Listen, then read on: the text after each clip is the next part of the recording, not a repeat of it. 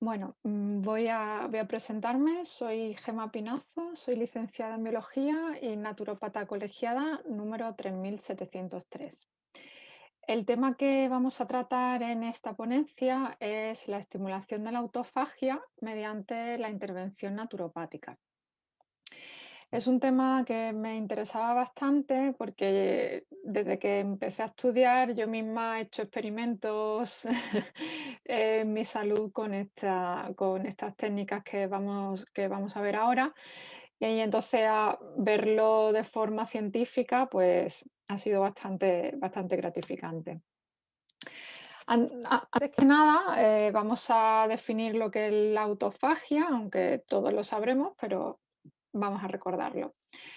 La autofagia es un proceso de degradación lisosomal que tiene como mecanismo de protección las células eucariotas para eliminar todo aquello que no funciona bien, tanto los orgánulos del citosol como una proteína mal plegada o un patógeno, virus, bacteria, etcétera. Esto también, como consecuencia, da una protección contra la inestabilidad del genoma y también como prevención de la necrosis, de la muerte de las células en los tejidos. Hay tres tipos de autofagia. La macroautofagia, en la que se fusionan las organelas, la microautofagia, que es una invaginación de la propia membrana del lisosoma, y la más frecuente, que es la que vamos a ver aquí, es la mediada por chaperonas. Esto nos protege frente al daño oxidativo, a la disfunción de las células y a la muerte de las mismas. Para, para concretar un poco, porque vamos a hablar en los distintos experimentos que vamos a hacer referencia, vamos a ver cómo funciona molecularmente tanto genes, proteínas, para tener claro cómo funciona. Em, ¿Cómo empezaría? Vale, pues cuando se detecta algo que hay que destruir porque no está funcionando bien, una mitocondria, un orgánulo, una proteína, cuando entra un patógeno, es que se forma alrededor de esto que se quiere destruir una membrana, o sea, un autofagosoma. Cuando la membrana rodea a esta sustancia que se quiere destruir, se fusiona con un lisosoma. Entonces ya tenemos un autolisosoma y es ahí dentro ya donde se produce la desintegración de estas proteínas, mitocondrias o lo que sea. ¿Por qué genes está regulado la autofagia? Pues es curioso porque existen 32 genes que se conservan filogenéticamente en las células eucariotas desde los MOS hasta los mamíferos, concretamente 32 los ATG. El ATG1 así hasta el ATG 32.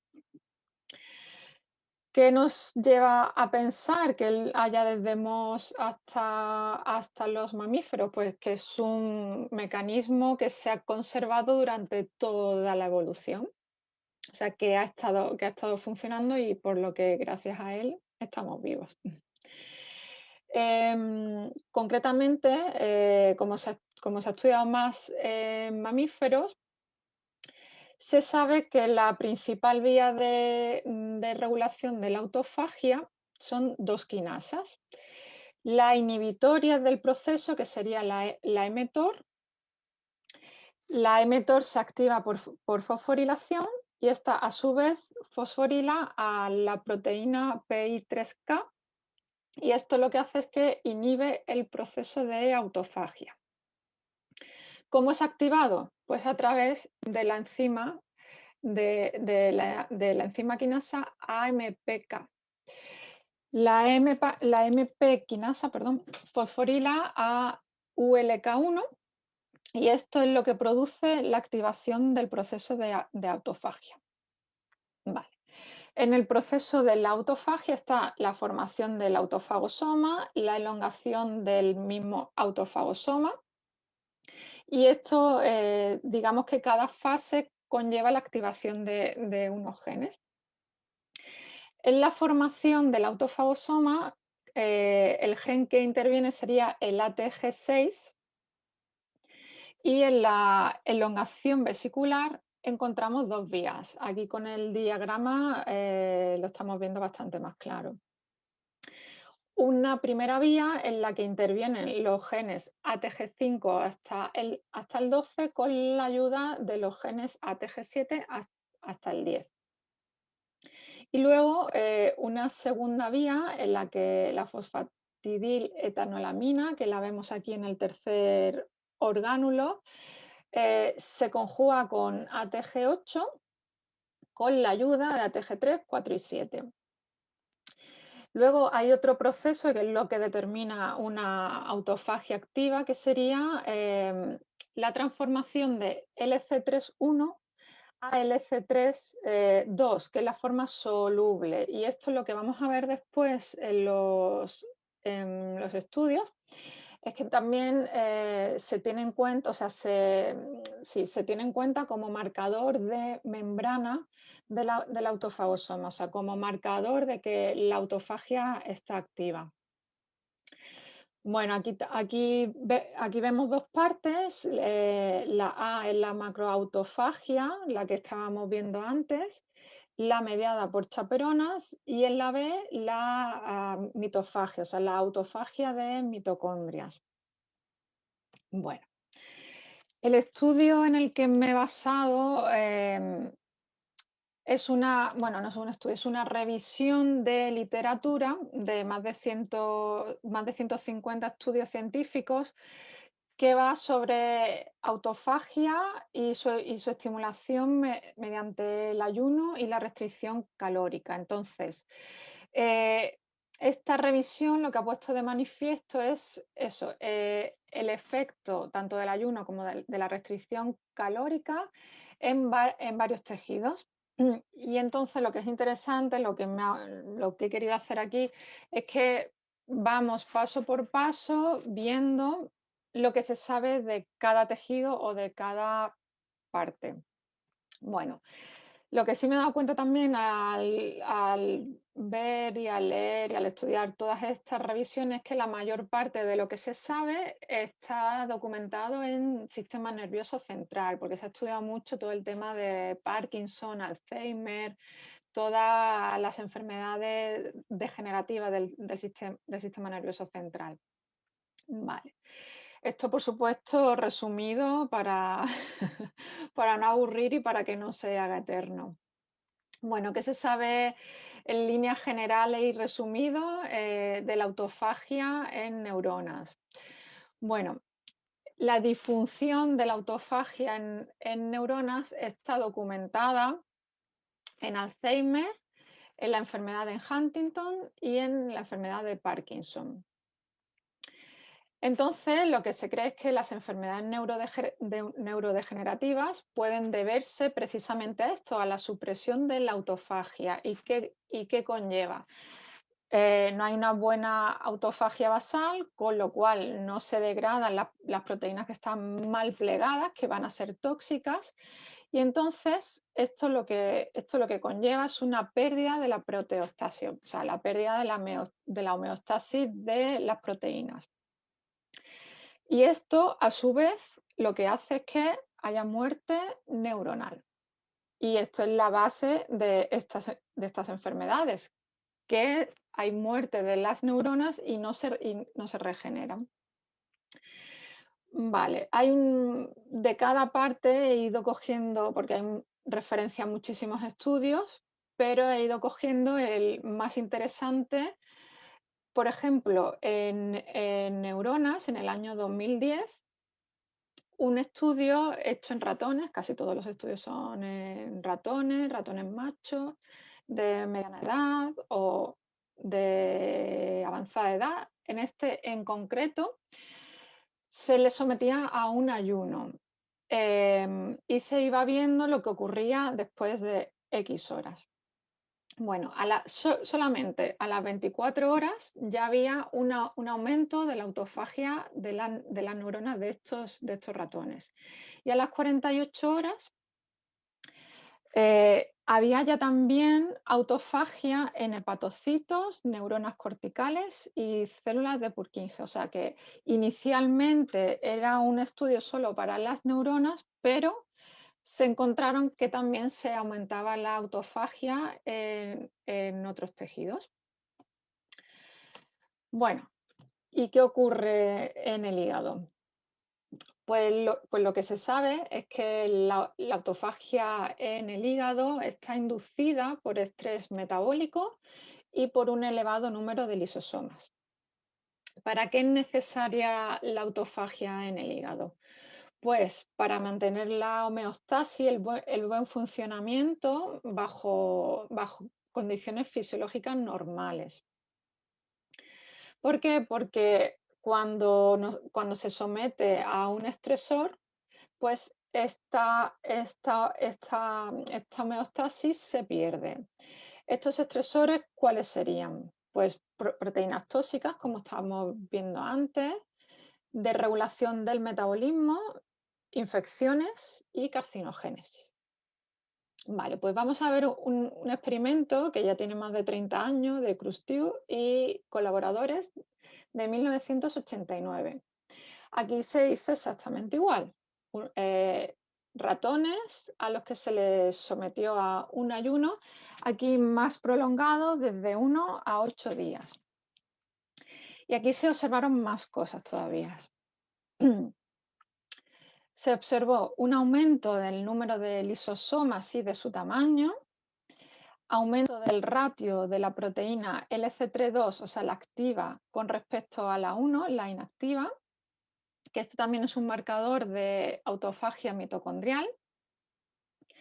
Claro, la consecuencia de esto es que aumentaban las mitocondrias sanas, perdón, porque claro, al aumentar la autofagia de las mitocondrias se sintetizan nuevas mitocondrias sanas.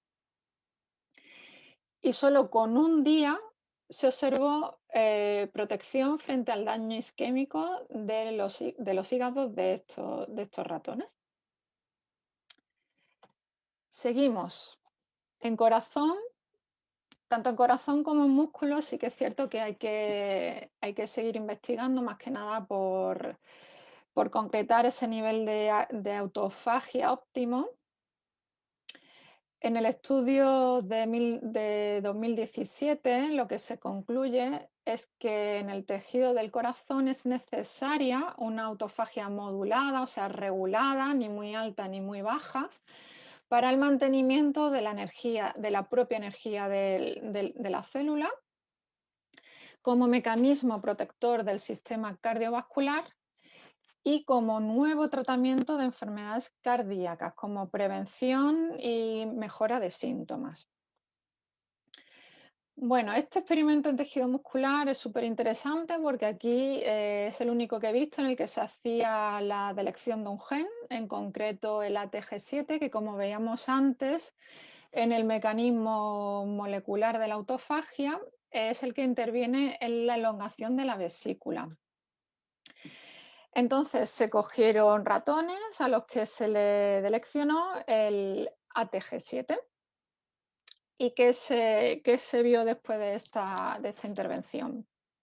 Pues atrofia de los músculos, mitocondrias anormales, distensión del retículo endoplasmático, estrés oxidativo y un aumento de la apoptosis. La conclusión que se saca de toda la revisión de la autofagia en tejido muscular es que estudios recientes han demostrado que la autofagia basal es crucial para preservar la masa muscular y el mantenimiento de la integridad y adaptación de las células musculares, de las miofibrillas. Entonces, lo que estamos viendo es que en todos los tejidos que se hacen revisiones, en todos es fundamental para el mantenimiento de su actividad normal, de su homeostasis, para la renovación de los mismos y para el mantenimiento de su masa basal. pero hay más. En riñón, por ejemplo, se ha comprobado y hay un montón de revisiones que lo que concluyen es que la desregulación de la autofagia está asociada a muchos desórdenes renales, pero sobre todo directamente relacionados con el envejecimiento, o sea, a causa del envejecimiento. Otro experimento. Para todos los órganos y todos los tejidos hay muchísimos experimentos. Vale, este del año 2010. Este en concreto con restricción calórica. Se cogieron dos grupos de ratones machos, a uno de ellos se le daba el 100% de la dieta, o sea, el 100% de las calorías que le correspondería, y al segundo grupo se les dio durante 12 meses el 60% de las calorías, o sea, una restricción de un 40%. ¿Qué se vio después de estos 12 meses? En células de riñón. Pues fue una morfología mitocondrial normal, un aumento del número de autofagolisosomas, un aumento de los niveles de una proteína, de la secuestosoma, que es también un marcador in vivo de la autofagia. Y como hemos visto antes, lo que se suele ver siempre también es aumento del ratio de conversión de la LC31 a la LC32, que es la activa. Esto también me hace recordar, no sé si fue un documental o algo que vi o que leí, que en Japón, en la zona de Okinawa, creo que es, hay muchas personas longevas de ciento y pico años. Entonces, fue un periodista y preguntó bueno, qué es lo que hacían. Y todos decían que se quedaban con un poquito de hambre siempre. O sea, que ellos, sin saberlo, sin esta información científica, durante cientos de años lo que han practicado para su salud es la restricción calórica. Páncreas, fundamental.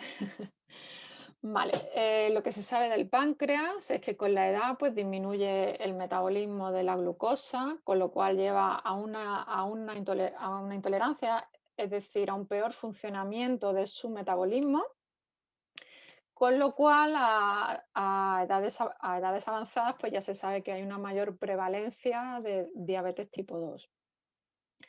¿Qué pasa también con la edad? Si no nos cuidamos, claro, que aumenta la grasa visceral. Y esto es lo que se traduce es una disminución de la sensibilidad de la insulina por parte de las células betas del páncreas. ¿Qué conlleva esto? Pues también a un mayor riesgo de padecer diabetes mellitus. Bueno, aquí también en el año 2015, en este estudio, lo que se concluye, bueno, perdón, se hizo dos grupos con ratones con obesidad y diabetes mellitus tipo 2. Uno que se alimentó con el 100% de sus calorías, como en el experimento de antes, y otro que también se alimentó, o sea, que también, como el otro estudio, se alimentó con el 60% de las calorías que le corresponderían. ¿Qué resultó de esto? Pues que las células beta mejoró notablemente su función, con lo cual aquí tenemos un mecanismo de prevención de la diabetes, ¿no? Bueno, em, la conclusión a la que se llega en esta revisión, que vuelvo a repetir, es una revisión de la literatura de más de 150 artículos científicos sobre ayuno y restricción calórica.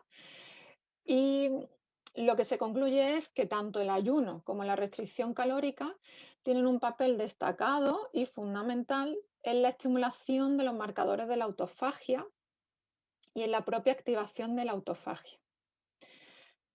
¿Esto qué conlleva? Pues que esta autofagia es crucial en el normal funcionamiento de las células y en su homeostasis, mejorando así la salud y la función de diversos órganos y tejidos, como hemos visto en todo este repaso, que son el hígado, el riñón, el corazón, el páncreas, el músculo y el sistema nervioso. He estado estudiando también otras revisiones que no se centraban solo en el ayuno y en la restricción calórica, sino que también hay una súper interesante del ejercicio físico, tanto en modelos de animales como en personas, con enfermedades y desequilibrios del sistema nervioso central, Alzheimer, Parkinson y tal. Entonces, lo que se concluye en esta revisión es que el ejercicio físico podría atenuar o prevenir las disfunciones en los procesos de autofagia y apoptosis en el sistema nervioso central. Una tercera revisión, también muy interesante, es que estas revisiones dan como para otra ponencia más, pero bueno, era o sea, para ver todo lo que podemos ir haciendo. Otra sería la de autofagia y componentes naturales, como por ejemplo los polifenoles, como el resveratrol, la curcumina, azúcares como la trealosa. Estos solo son ejemplos, hay multitudes. El uso de estos componentes naturales, tanto en la dieta como complemento nutricional, lo que hace es que limita el daño neuronal tanto in vivo como in vitro a través de la restauración de la autofagia eficiente que destruye proteínas mal plegadas y mitocondrias disfuncionales.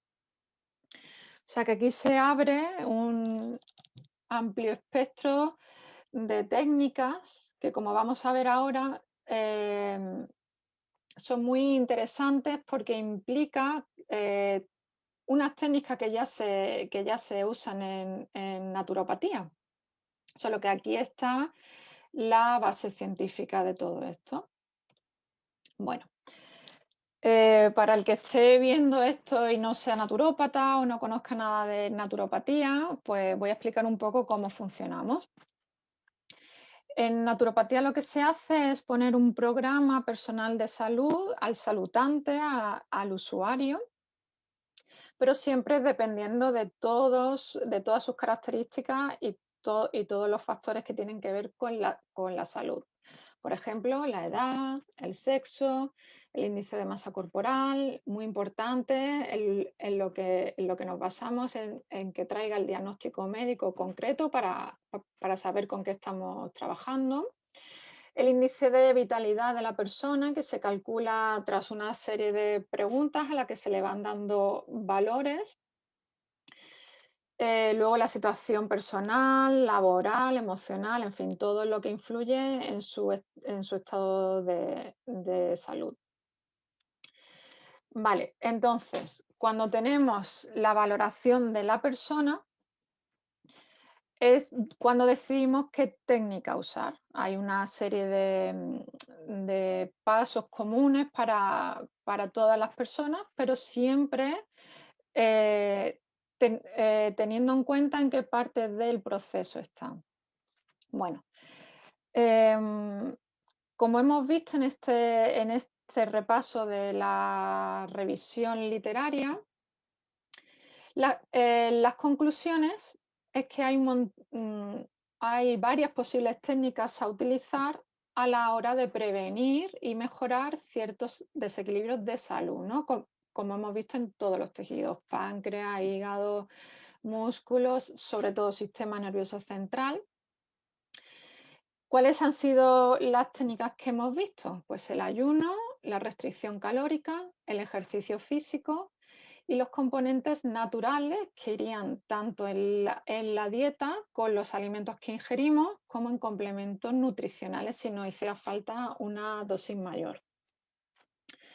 Bueno, em, cosas a destacar del ayuno.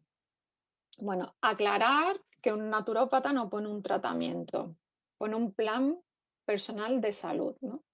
En el que se cambian los hábitos de la persona, porque normalmente esos malos hábitos es lo que le ha conllevado a estar en un estado de desequilibrio de salud, ¿no? De pérdida de salud.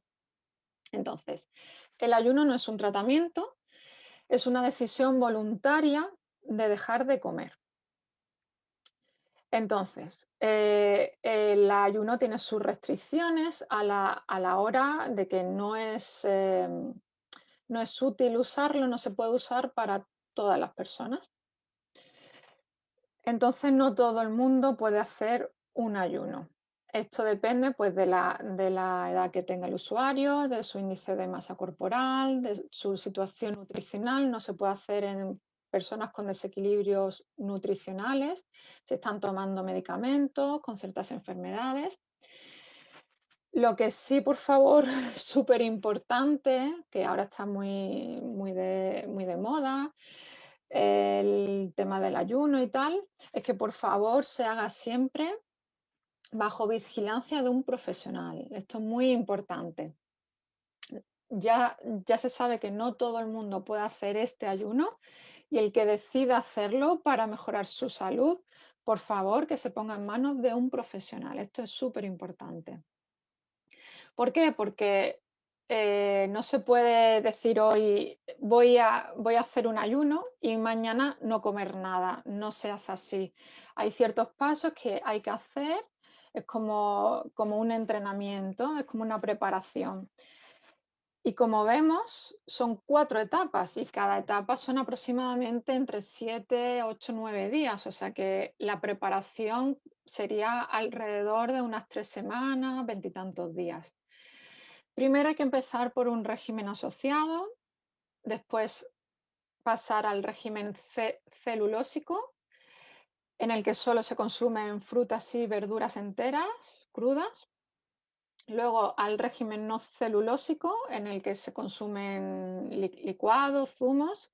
Y ya entonces es cuando pasamos al ayuno hídrico, en el que solo se consume agua. Entonces por eso, eh, por favor, no hagáis un ayuno vosotros solos, con profesional que os guíe en hacer todos estos pasos. Vale. La restricción calórica sí que a lo mejor no tiene tantos inconvenientes, es más fácil, más llevadera a lo mejor para todas estas personas que no podrían hacer ayunos. Lo que sí se sabe después de todos estos estudios que hemos visto es que para que sea efectiva, o sea, para que sea efectiva a la hora de estimular la autofagia, es que debe ser de un 60% de las calorías que nos correspondan. Es decir, tenemos que limitar, bajar a un 40%. O sea, otra condición fundamental para que sea efectiva es que no haya ninguna carencia nutricional, o sea, que comer menos, pero manteniendo todos los aportes nutricionales que nos hacen falta. Entonces, para esto también hay que tener un control profesional muy estricto, porque no podemos bajar nuestro nivel de vitaminas, minerales, aminoácidos y todo lo que nos hace falta. Hay una técnica en naturopatía que para la restricción calórica sería bastante interesante, que son los salutes específicos. ¿Por qué para mí son muy, muy interesantes? Pues porque lo que consiste es que durante un solo día solo puedes tomar un tipo de fruta o verdura, solo eso. Por ejemplo,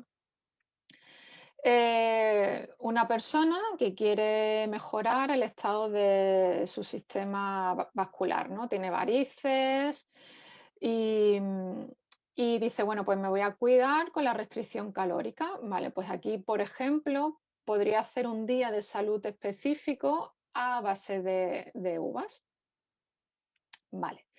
¿Con esto qué conseguimos? Que los componentes naturales de la uva nos ayudan a reforzar las paredes de venas y arterias y al mismo tiempo estamos haciendo una restricción calórica.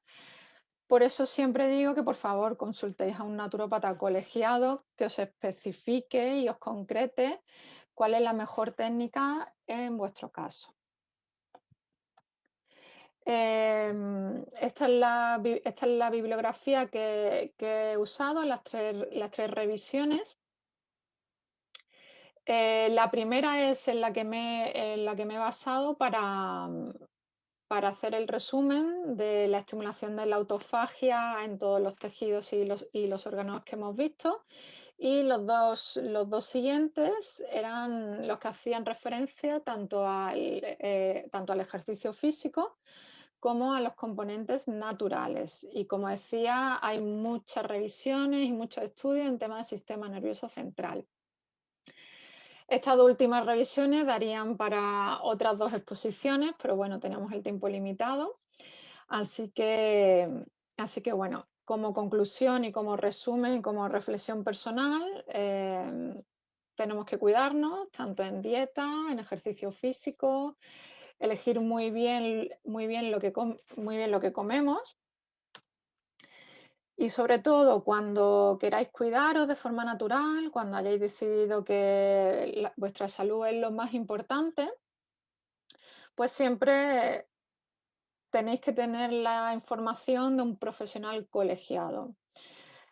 Nosotros los naturópatas colegiados vamos a poner un plan de salud personal específico para las necesidades de cada persona. Y sobre todo para que la propia persona coja las riendas de su vida y diga, bueno, me toca cuidarme, la responsabilidad es mía y el trabajo es mío. Así que bueno, espero que os haya gustado, que os sirva esta información para utilizarla en vuestro trabajo, en consulta con vuestros usuarios y vuestros saludantes y que nada, que os cuidéis mucho y muchísimas gracias por vuestro tiempo, por vuestra atención. Un saludo.